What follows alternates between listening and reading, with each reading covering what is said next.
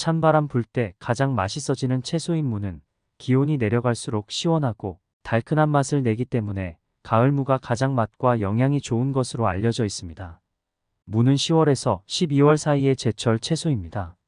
무는 재배 시기에 따라 봄무, 여름무, 가을무, 겨울무로 나뉘는데 그중 가을무가 맛과 품질이 가장 좋다고 알려져 있습니다. 지금부터 무의 대표 효능 5가지에 대해 알아보겠습니다. 첫 번째, 무에는 소화를 돕는 다이아스테이스가 함유되어 있습니다. 예로부터 무는 천연 소화제로 알려져 있습니다. 무에 풍부하게 함유된 다이아스테이스와 아밀레이스 등 소화효소 때문입니다. 다이아스테이스는 전분의 분해를 촉진하는 소화효소로 탄수화물 섭취가 많을 때 특히 더 필요한 성분입니다. 무의 뿌리에 다량 함유된 이 성분은 소화를 촉진하고 위산을 조절하여 위 기능을 향상시킵니다. 또 무의 소화효소는 위 통증 및 위궤양 억제에도 좋다고 알려져 있습니다. 다만 다이아스테이스 등의 소화효소는 열에 약하기 때문에 날로 섭취하는 것이 좋습니다. 두 번째, 기관지 건강에 도움이 되는 시니그린 성분을 가지고 있습니다. 무의 독특한 쏘는 맛은 시니그린이라는 성분 때문입니다. 이 성분은 기관지의 점막을 보호하고 강화하는 역할을 하여 목이 건조해지기 쉬운 환절기에 유용한데요. 해열과 기침 및 목 통증을 완화해주는 효과도 있어 목감기가 있을 때 섭취하면 도움이 됩니다. 무를 섭취할 때에는 목감기에 좋은 비타민C가 껍질에 풍부하기 때문에 함께 섭취하는 것을 추천합니다. 세 번째, 노화 방지 효능입니다. 무는 100g당 20에서 25mg 함유되어 있을 정도로 비타민C 함량이 높은 식품입니다.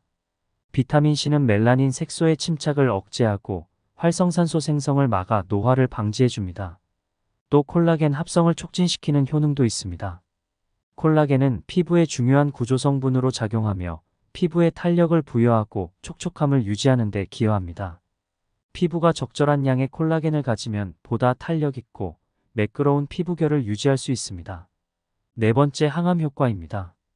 국내외 여러 연구에서 무와 같은 십자화과 채소가 유방암, 신장암, 폐암, 위암, 난소암 등 각종 암 위험을 낮춘다는 보고가 이어지고 있습니다. 이는 글루코시놀레이트라는 성분이 풍부하기 때문인데요. 글루코시놀레이트는 종양을 억제하고 세포 자살을 유도해 항암 효과를 냅니다. 또 간의 해독효소 생성을 촉진할 뿐만 아니라 발암물질 및 활성산소로부터 DNA가 손상되는 것을 막는 항산화제 역할을 합니다. 다섯 번째 효능은 다이어트입니다. 무에서 매운맛을 내는 이소티오시아네이트 성분은 혈류를 올려 신진대사를 활성화시킵니다. 신진대사가 활발할수록 지방연소가 잘 돼 체지방률을 효과적으로 줄일 수 있는 것인데요. 무는 비만의 원인인 활성산소를 무해하게 하는 작용도 하며 94%가 수분으로 이루어져 있어 다이어트에 좋은 식품으로 손꼽힙니다. 지금까지 5가지 무의 효능에 대해 알아보았습니다. 예로부터 호흡기계통 질환 예방에 효능이 있어 보양식으로 활용된 무는 보혈작용이 뛰어나 세포를 활기 있게 만들고 가래를 삭히는 효능이 있는데요. 기침 해소에 도움이 되는 무꿀즙 만드는 법에 대해 알려드리겠습니다. 무는 장내 이상 발효를 막고 혈액을 깨끗하게 해주며 목의 통증을 낮춰주는 효능이 있습니다. 특히 무에는 비타민C의 함량이 많은데 이 비타민C가 기침 해소에도 효능이 뛰어나 무즙을 내어 꿀이나 물엿에 섞어 마시면 효과를 얻을 수 있습니다. 무를 1cm 정도로 얇게 썰어 용기에 담고 잠길 때까지 꿀을 부숴줍니다.